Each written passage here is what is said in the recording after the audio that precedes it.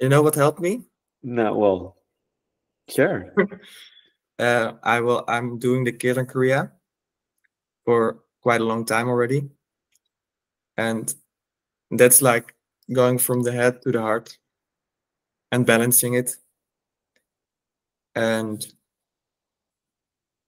when I do the Kirtan Kriya, so you you your heart gets so your emotion gets so big or something, and you have the feeling, and you can share also better when you do the Kirtan Kriya. It's like connecting to your heart, so you know what you want. Hmm. Yeah, it's also the Kriya for clarity.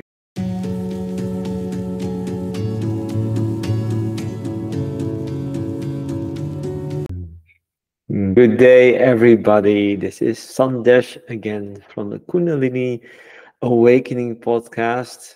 It's very nice to have you here. Today, I have a very special guest. Um, he is, to my knowledge, the youngest uh, Kundalini Yoga teacher in our Sangat at the Kundalini Yoga Club. His name is Storm van der Weele. We'll call him Storm. So it promised to be a very eventful conversation. But very welcome, Storm. Nice to have you here, the youngest teacher in our Sangat. Thank you. Hey, tell something about you before Kundalini Yoga. What's your life? Where do you live? Yeah, let people know where you come from. I live in Friesland, so in the Netherlands, and in Hardergrijp. It's close to Leeuwarden, and I followed,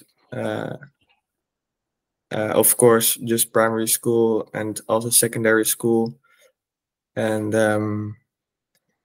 well, before Kundalini Yoga is actually very long ago, because my mother, she also teaches Kundalini Yoga in the primary school, and I followed a few lessons, and I don't remember it very good, but I do know it changed me a little bit. Uh, it was a lot How? about focusing. Um, well, being more calm. When I was young, I was really calm, and it also was about focus. And well, while we're doing yoga, it was a lot about if you have anything, like if there's anything in your nose, like a hair on your nose, and you have to scratch, just focus on yourself and try not to scratch it. Like that little things, but it really helps when you're a child. Yeah. So you're saying it helps you to be aware of yourself and not to react to things. Yeah, that's what it is. Um, if you like you have a very big emotion, you can just or like just scratching your nose to just keep it yourself and make your own decisions. So lucky you, your mom was well, did you experience it as a lucky you that your mom was a Kundalini yoga teacher? Yeah, yeah, I think so. Yeah, Mm, okay. but at that time I wasn't really aware of Kundalini yoga. It was just really nice to do. And how did you experience mom when she was doing yoga at home? How was that for you? Did you see any experience impact on her? Did you notice? No, I wasn't really aware of that too. But she did sing like before I went to bed. She did sing mantras, which was really nice, and she did her own practice very much. I could hear it sometimes, like when she was in the yoga room doing her practice. Uh, I don't know. I'm just used to it. Yeah. So, Just, in what age did you decide to be? Tell us the moment that you said, "I want to be a Kundalini yoga teacher." And what age was that? And what setting was that? I think I was 17 years old, and it was in the summer vacation after I finished my first year of theater school, and I quit for my theater school because I just really didn't want it anymore because it was um, I just didn't want it anymore. And then my mother came. I didn't know what to do next year, so my mother she said, "Oh, there's like this really good teacher in the Netherlands, in Guru Gian, and and he gives a level 1 next year. Do you want to do it?" I said yes. It just came to me, and that was really nice. I didn't have to think about it at all. It was it was really good. Yeah.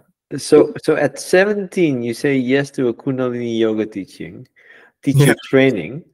Yeah. What was your relationship to Kundalini yoga at that time? Were you practicing it yourself, or Now, well, as I said, I followed some classes. Also, when I was at theater school, I followed some classes at my mother with my mother, and mm, well, I read a lot of spiritual books called Anastasia, and they were really transformative. So it's just spirituality that brought me to the Kundalini Yoga teacher training, not specifically Kundalini Yoga, but because of my mom, she knew about it, so that's also a reason. And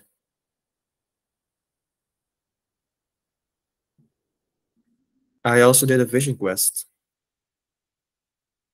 tell us about that? What is that? A vision quest. Some people don't know what it is, but sure.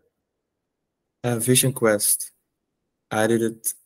I did a 5-day vision quest, and a vision quest is about coming to yourself and receiving from outside and like actually from inside the answers from inside, but well, you were outside for 5 days, so without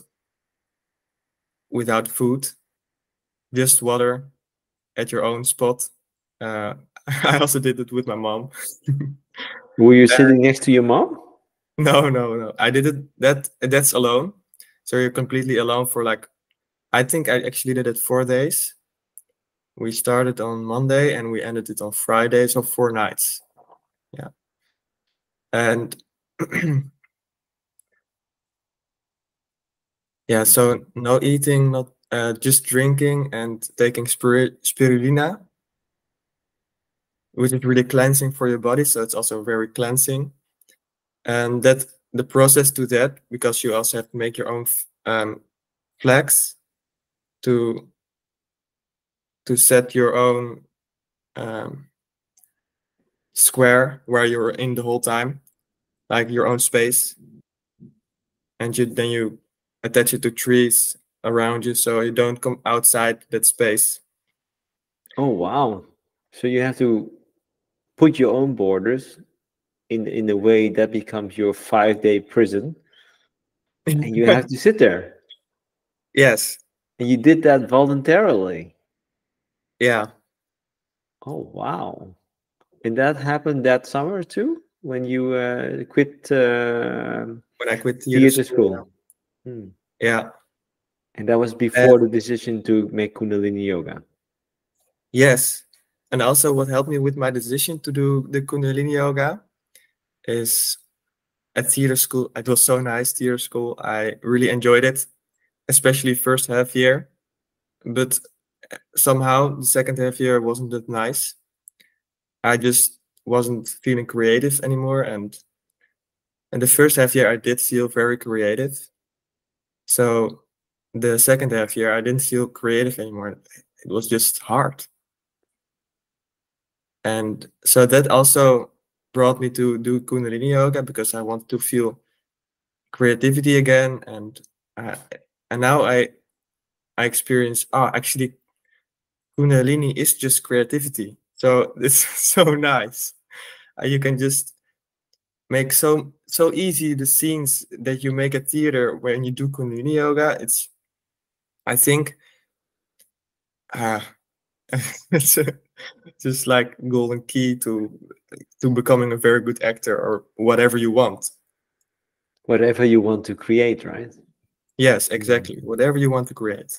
Okay, so let me just recap this. So you kind of stopped theater school because you were not feeling creative. You did a vision quest, starved yourself only on water spirulina in a, in a somewhere outside, um, and after that, the answer was pretty clear for you. You would go on a Kundalini yoga teacher training. Wow, that's quite a story on Yes. itself. That's quite. Let's go back to that fishing quest. What happened in there? It's it wasn't only in the vision quest, but also at the journey to the vision quest. So I was mentioning like making the flags. The flags, you like put herbs in it, and then you tie it to a rope, and then another one tied to a rope, and you in each one you put a mantra. You put each um, you put the same mantra in each flag. So that's also the process to that. It was really, that also helped. But I don't remember anymore what I got from the process. But in the fishing quest, mm, it was just yeah, I don't know. It was actually kind of hard, the fishing quest. But that's usual, I think. Because I was actually used to fasting a little bit. I did it a few times already, and I actually didn't eat very much. But so it was. I don't know if it actually was really healthy for me to do the fasting, but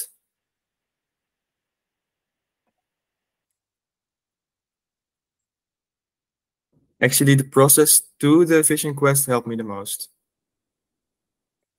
Okay, okay, Like the journey to it. Yeah. okay. So the preparation, the preparation of your mind, your spirit to go into the quest was more supportive for you. Yes, because we also did a very long walk for one day. We walked. You have to walk alone for one day without food to prepare yourself, and I did that in Italy in the mountains, which was beautiful. And I found a skull from like a goat, mountain goat, and other things, and that gave me also like visions or just good thoughts about my future.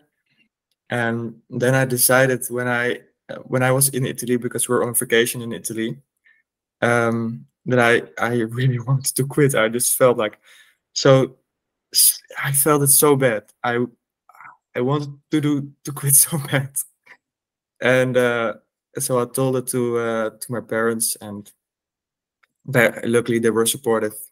I have very nice parents, and so I quit. And then, but that feeling of really wanting something, I had it also when I also went to the Ashram Ramdas Guru in Portugal, and I also Okay.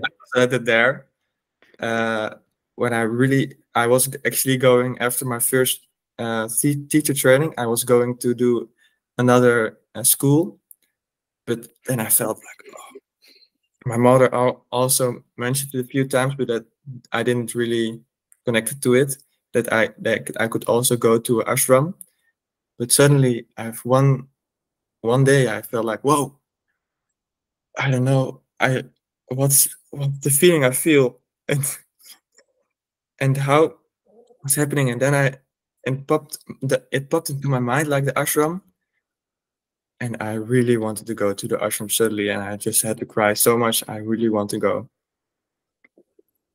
Okay, now you're fast forwarding, but Yeah, just to yeah. give a context to people, you did the teacher training, and so you've been in Kundalini Yoga practice for some time, right? Since that summer. How long between that summer that you decided until the decision of the ashram? What was the timing? That was 1 year. Oh, 1 year. Yeah. You go from a teacher training into an ashram into 1 year. Oh my God, Storm. I think many Kundalini yogis out there might take a lifetime to make such a decision. You made that in 1 year. Oh my gosh. Ooh. You know what helped me? No, well, sure. I'm doing the Kirtan Kriya for quite a long time already, and that's like going from the head to the heart and balancing it. And when I do the Kirtan Kriya, so you you your heart gets so your emotion gets so big or something, and you have the feeling, and you can share also better when you do the Kirtan Kriya. It's like connecting to your heart, so you know what you want. Yeah, it's also the Kriya for clarity, right? So it's clear what you want. And when something is Yes. clear, it's easier to communicate about it, correct? Yeah. Wow. On the journey of the Kirtan Kriya, I shared a lot that I was scared to share. For a long time, I was scared to share things like about myself, about what I think, about my feelings. But when I did the Kirtan Kriya, it all became easier. And just so it's from going to the heart. So the Kirtan Kriya is going to the heart, and sometimes sorry for breaking in, but for the yeah. listeners out there, could you describe what is a Kirtan Kriya? What is a Oh, Kriya? yeah. It's a Kundalini Yoga meditation. So that's one of my deepest experience with the Kundalini Yoga is the Kirtan Kriya, actually, because I'm doing it for quite a long time. And the Kirtan Kriya, you use a mantra. It's called the mantra is Sa Ta Na Ma, and it's from the mantra Satnam, which means true identity. So who I really am. That's what you discover when you do the Kirtan Kriya. And you use a mudra and a focus, like your focus is the energy coming in from your crown chakra and going out of your third eye. And yeah, so it's also balancing for your brain, your true brain, two sides of the brain, also very balancing and much other things. Yeah, I guess it's very difficult to explain. Can you give us an indication how long you have experienced the Kirtan Kriya? I mean, how very long? We don't know what the very long means for you. It's the longest meditation I did in like every day in a row. It's like when did you start? I think I started in September when I did my teacher training. Okay. I'm doing it for 550 days or something. So that's what you mean with pretty long. 550 days. Yeah. Oh my God. Honestly, people, I have not heard such a story yet. A young man of 17 starts to decide to go on the Kundalini teacher training. A year later, he decides to go into an ashram. And in between, he does a 550 days Kirtan Kriya. And Kirtan Kriya can be done between 11 and 31 minutes of meditation.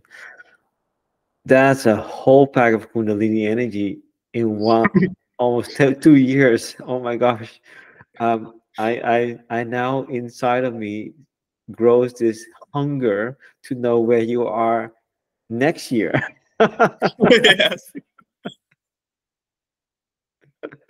Well, okay, that's incredible. 550 days, or let's say about 500 plus days of Kirtan Kriya. Yeah. What sparked you to commit to that and not skipping the days?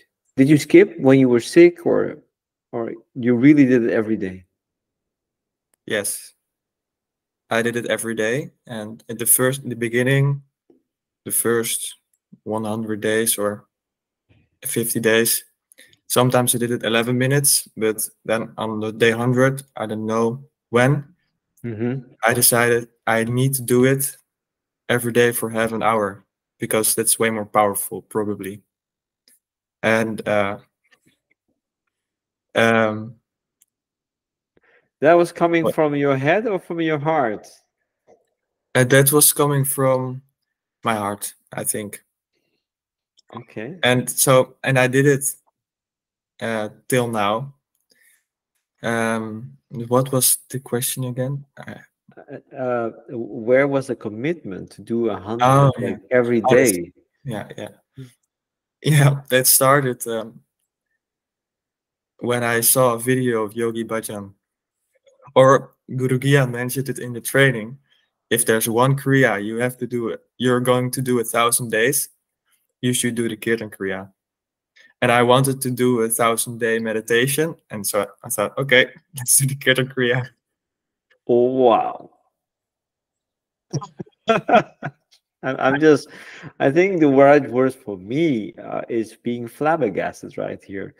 Um, w- this is Kundalini awakening for sure. You know, to commit to 1,000 days of a 30-minute meditation, Kirtan Kriya. What does it give you more? I mean, does it give you so much that you want to commit 1,000 days to meditation? In the beginning, I just wanted to experience it. This experience of Kundalini Yoga is so nice, and I wanted to know what the experience was of doing 1,000-day meditation. So that's what I was thinking about, and what I'm feeling now with the experience of the Kirtan Kriya. It gives me so much teachings every day, and like you can't say anything wrong, or I don't know. It gives me just very much teachings, and it also brings me on the right path when I'm really off, or when I don't know something, and I just meditate on the Kirtan Kriya. And if I don't know how to make a decision, and I just meditate on the Kirtan Kriya, then I feel like, oh yeah, my heart. That's what's the most important. Yeah, So, in a way, the Kirtan Kriya guides you through life in a genuine path which is aligned with your heart. yeah, yes. Okay, well, and all this wisdom that you receive for the day, I recognize this. Only for me, it's a Japji Sahib. I do that every day. I think I've passed my 1,000 days of Japji Sahib, so I can relate with you very much. It doesn't matter what meditation you do, right? As long as you like the experience, and then just go for 1,000 days. And honestly, nowadays, I don't even care about how many days I do. It's just part of me, right? Japji Sahib. And so it sounds for you the Kirtan Kriya. A very nice point to celebrate. So congratulations on finding that meditation or that practice that you know it's a part of you. You don't need to even doubt about it whether to do it or not. Congratulations. Thank you. And so yeah, now you are 19. Yes. Incredible. I'm still amazed. Um something in me is just like continuously wondering oh my gosh, where will he be when he's 40 or 45, my age? I cannot even imagine what will be, but I hope that this podcast will still be around, and we'll get you back in the podcast. But Yeah. wow, this is a big master in making. That's the sense that I'm feeling right now. Thank you so much for yeah, sharing the story. Let's go back into the teachings. So you went from uh, a Dutch high school into a year of theater school, and then into a year of teacher training with Guru Gyan. Tell me more. How was that for you? Yeah, it was somehow transformative, but also the journey was also painful. Um, uh, it went very fast and also sometimes very slow, but it's like so much energy. I think there's so much. It was just the Kundalini just going on in my body, and I didn't know what to do with it. In the end, I did know what to do with it. You went to the Going to the ashram. teacher training. Yeah, Yeah. went to the ashram. Um, And, so and for tell me, and tell me during that time, you because people don't know what is a teacher training. Can you explain the teacher training, the process? yeah, yes, the teacher training. First, you go. There's when you go to the teacher training, we did like four times. We went to The the retreat center. I think the it's the retreat center. Yeah. yes, we went to the retreat center for 4 times. It's like spread over a year. So the first time you get so much teachings and it's so new all and it's beautiful. And Why was it beautiful? um, because you do very much yoga and meditation, and you get guided in it. So it's not hard, but you get so much energy and so much good feelings, but also it's going through your heart. So also like sometimes you can feel sad or you can feel uh, lonely, but that's normal. It's like also in the ashram you can also feel very much feelings, but that's the ashram. But and the first period is about your nabi, and it's like creating power, so you can pull it up to your crown chakra and your heart in the end. And so that's what the other parts are about. The first one is about creating Shakti. And The then, fire of transformation. yes. And then pulling it up to your crown chakra and letting it sink in your heart. And so the next weeks, the next few days, I went to the retreat. So the first week is about the Nabi, and the weeks after is about putting it up, going to your heart, and So yeah, then maybe I can help you. So yes, the teacher the teacher training, you get introduced into what Kundalini Yoga is, a bit of history, a bit of teachings, where it comes from, but the main purpose is to awaken the energy, the Kundalini energy in you, and then yes, help you, guide you to bring that energy up through all your chakras, right? And then the purpose is to open up the crown chakra so that you are connected with universe, which is yoga, the yeah, science that makes you connect to that piece of infinity within you, and you yes, experience that. But you said, and that's separated over 4 chapters of a week of training. And you said it was painful, but in a way you're okay with it. Can you explain that to me? um, the pain of the heart, like the desire for going to the heart and like feeling heartbroken in some point, at some way, in some way. You can feel heartbroken, but it's such a big feeling to feel heartbroken. And it's not like you feel heartbroken all the time. That's not true. It feels the first, you can feel it, but if you really feel it, then you can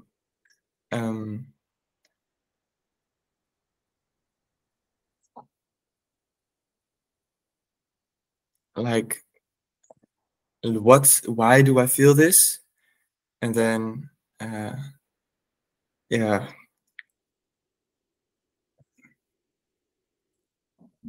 I don't know. Sometimes you just feel, I just feel heartbroken, but it's because I have so much feelings, and if I like give into my feelings, not in like okay, I know where it's going. If I sense you well, just let me see if I can help you.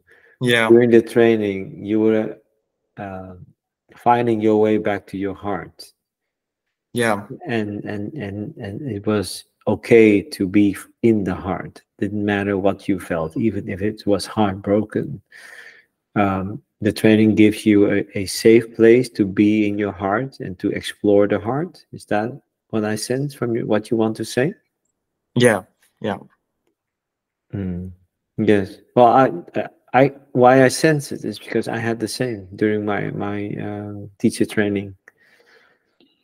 I was taught to survive, and the heart was pretty closed, or many times closed, and in a way, it's very comforting that it's okay to feel the heart, and it doesn't matter whether you cry, you scream, or whatever. It's just okay to feel the heart, right?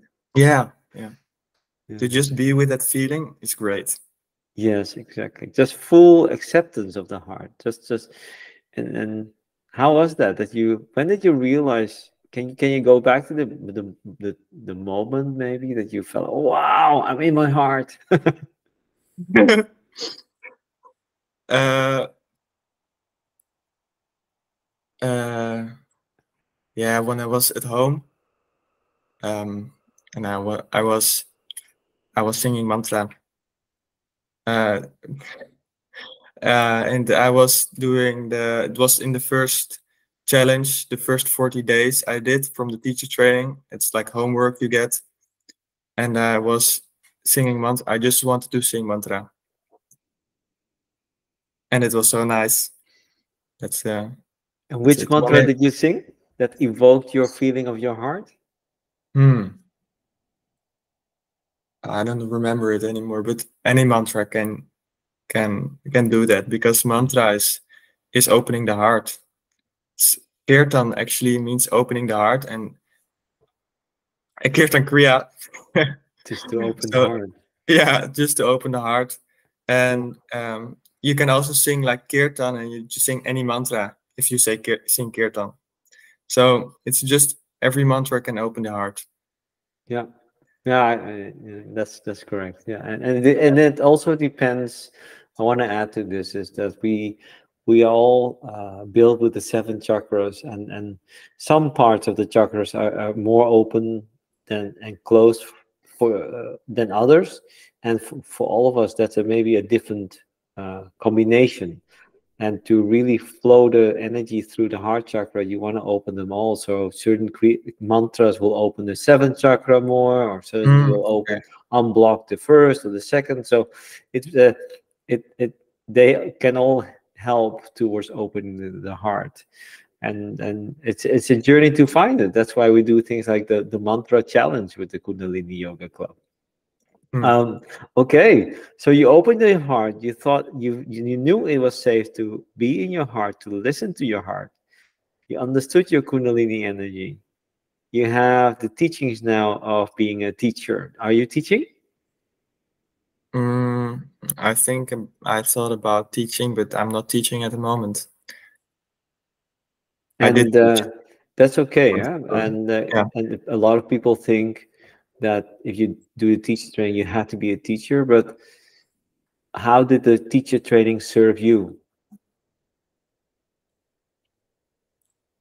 Well, I get so much knowledge from it, like uh,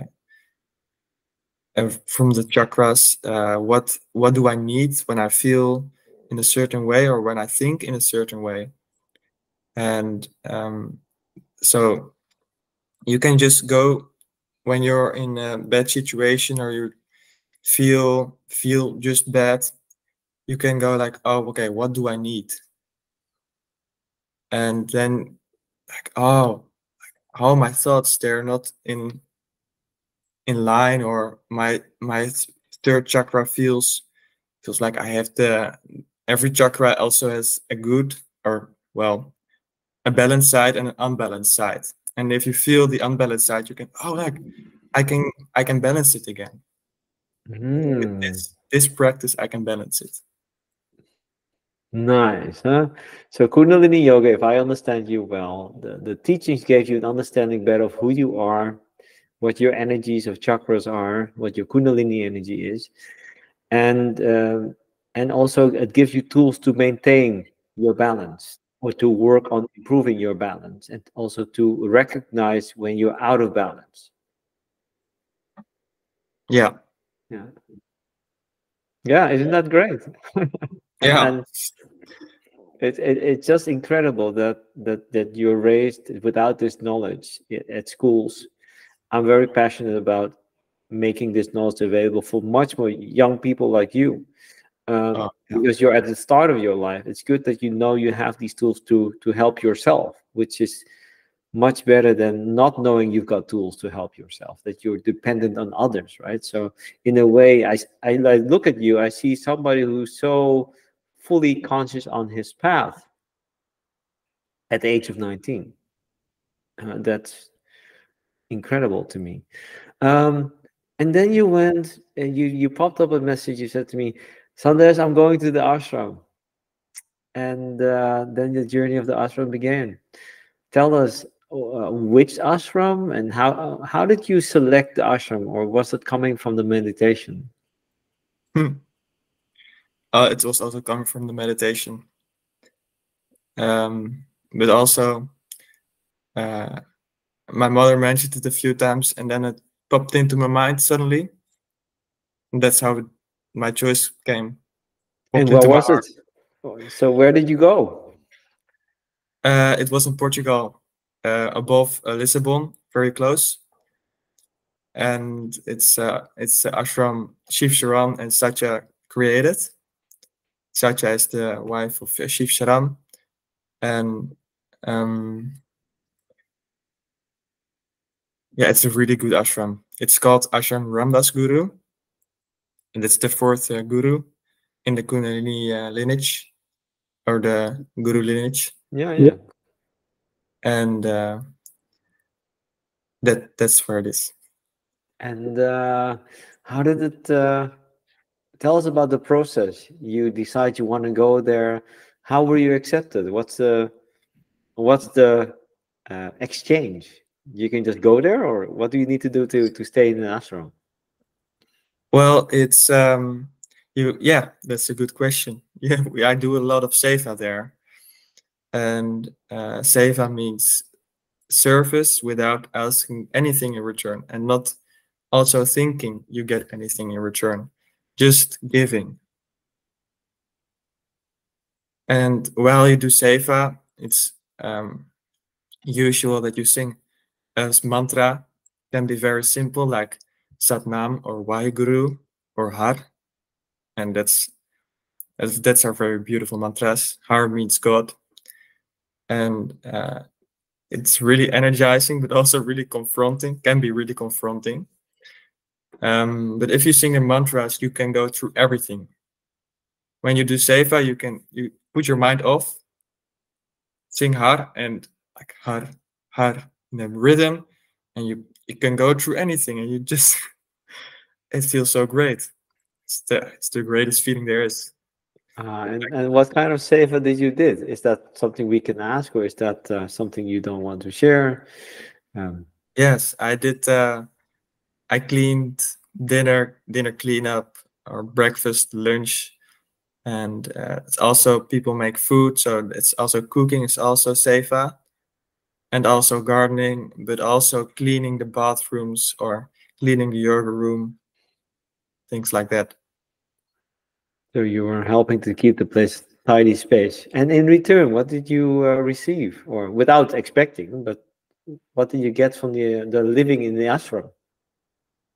It was a Kundalini Yoga ashram. So every morning there's a sadhana from 5:30 to 8.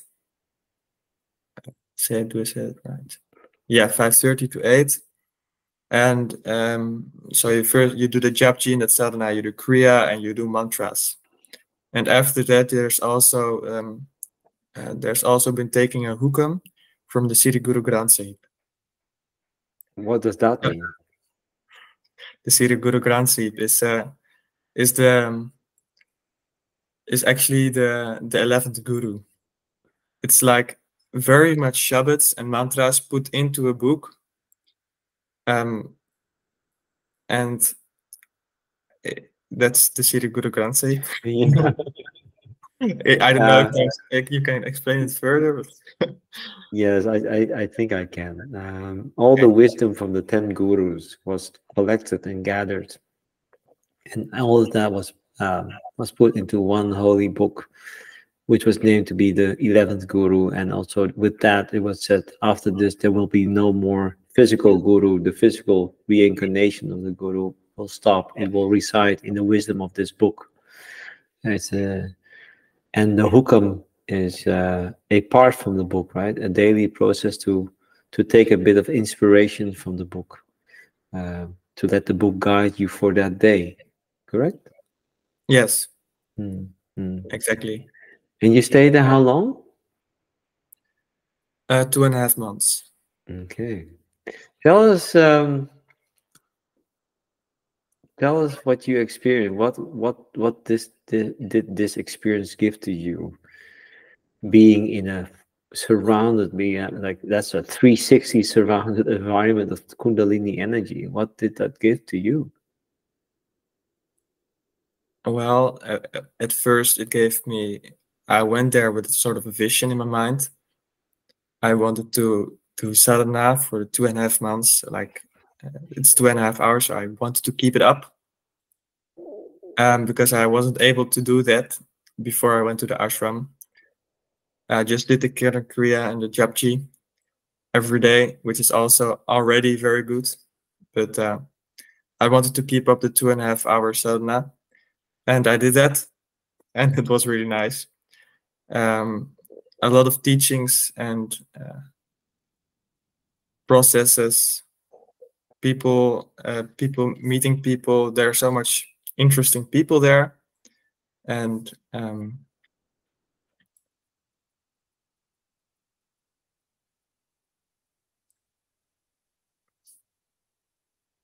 what I received there is very great. I can't explain it. That's how great it is. It was a great experience. Surrounded like, by oh, go on. Yeah. It's like there's mantras about from Guru Nanak or from other gurus. They say like, there's no words for it. You can't explain it. And that's how it is to be there. And it's also very challenging at one point. But if you go through the challenge every time, sometimes that's where the seva is for. So you're not going to distract yourself with anything else. You can just be there, and it's not. And you also have 2 days off, so you don't have to be full time. It's full time working on yourself. You can also relax, and that taught me. When I was there, I figured out, I can also relax. I don't have to work on myself full time, and that's really, really stressing out. And so I learned how to be nice to myself also. Very Mm. much. Yeah. So surrounded by nice people, you Yeah. learn to be nice to yourself. You get the Yeah. discipline of the Aquarian sadhana. You you meet people who are also on a journey like healing. And 2.5 months there. Yeah. How was it to leave the ashram? It actually felt natural. It was a bit weird at first, but it also felt it just felt natural because I was I was okay with it, and it felt like that was the right thing to do. And at a certain point in the ashram, you feel that it's this is what I need to do now. Yeah.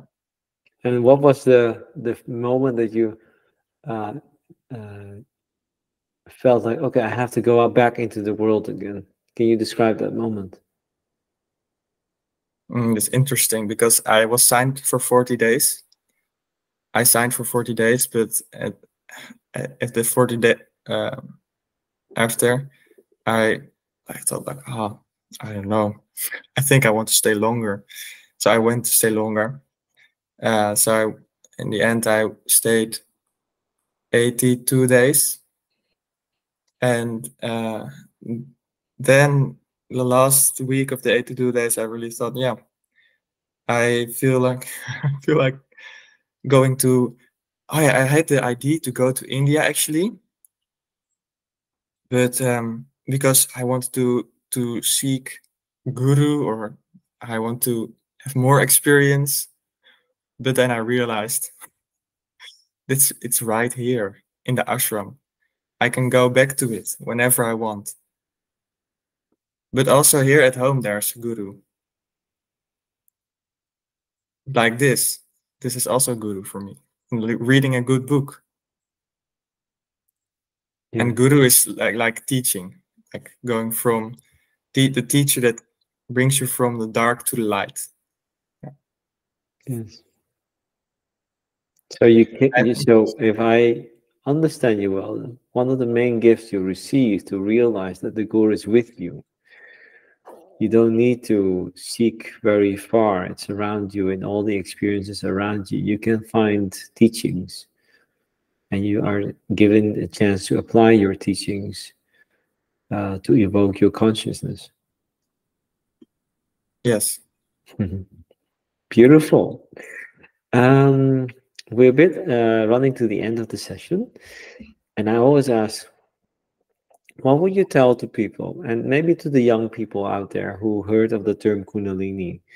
Um, because you're, from 17 to 19. So why don't you tell them what Kundalini means for you and how does, yeah, how it has impacted your life? it has impacted in such a way. Like the sadhana, it gave me so much confidence about myself. I'm I'm also following a school right now, and I'm so much more confident. I can stand up for myself, and that's what I learned from it. Because before it was harder to do that, and now because I trust myself to do stand up every morning, I learn to trust myself and have confidence, and to say I am who I am. And that's one of the biggest things I want to say to also youth. Like I am who I am, and that's okay. I'm perfectly as I am. Because if you're not, then it's so stressful. Yeah. Wow, what a wisdom.